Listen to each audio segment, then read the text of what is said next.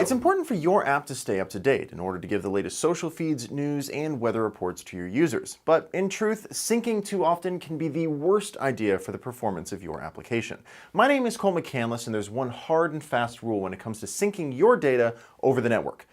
Do not oversync. I mean, it's a pretty common situation. The user has your app active, or maybe it was the last app they used, and you want to make sure that there's plenty of new data available for them so that they won't close your app or let their attention wander elsewhere. So you sync. You sync a lot. You ping the server, you ask for new data, and bring it down as often as you can. But let's face it, this is a horrible idea. Firstly, this destroys the user's battery, and as we've said before, networking is the single biggest battery hog there is. Not only does it drain battery just to initialize the chip, but then it keeps it awake for an additional 20 to 60 seconds after you're done with your request, also drawing power. In fact, you can fall into a really bad place where each one of your networking requests ends up waking up the radio and paying this cost. Not ideal. Secondly, consider the sheer volume of bits that your app is now responsible for requesting on the user's phone. For users on restricted usage data plans, this can be a make or break crime. I mean, one app eating up a month's worth of bandwidth simply because it keeps pinging the server for new data? Not a good idea.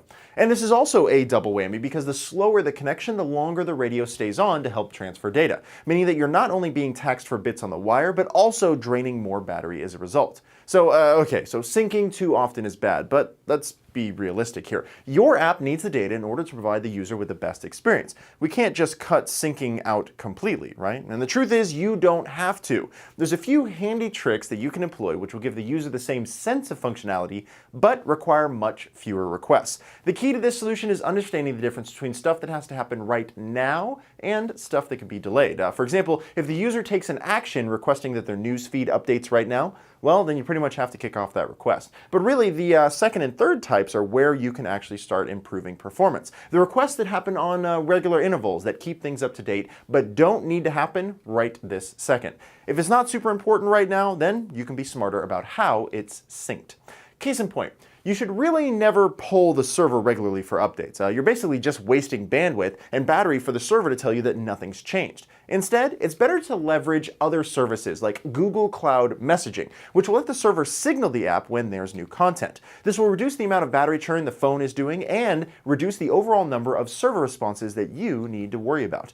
Now, if there's a situation where you simply have to sync, then make sure that you're not doing it on regular intervals. Remember, this wastes resources, and most of the time, there won't be new content waiting for you. Instead, adopt a back-off pattern based on responses. For instance, if no new data is available, double the length you wait until you check again. If nothing's available the next time, double your wait length again. This will still allow you to sync against the data, but will slowly back away from higher activity based on how frequent the server-side information is updating.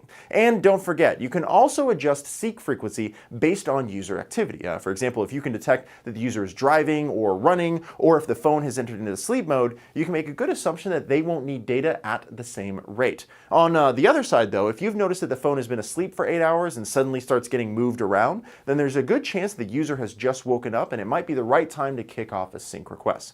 And finally, don't hesitate to adjust your sync frequency based on the state of the device. Waiting for it to be plugged in or connected to Wi-Fi to do syncing helps keep the battery happy while users are out and about.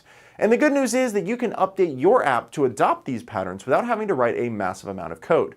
GCM Network Manager is a Google Play Services API which helps to schedule network-oriented tasks and handle batching for you. This greatly simplifies the implementation of common patterns such as waiting for network connectivity, network retries, and exponential backoff. Basically, all the good stuff you need with one single helpful API.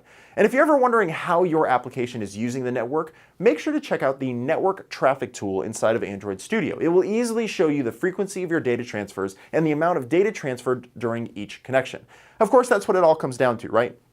Watch some videos, improve your app, make your users happier, but you're not done yet. That's why you need to check out the rest of the Android Performance Patterns content. And don't forget to join the Google Plus community as well. So keep calm, profile your code, and always remember, perf matters.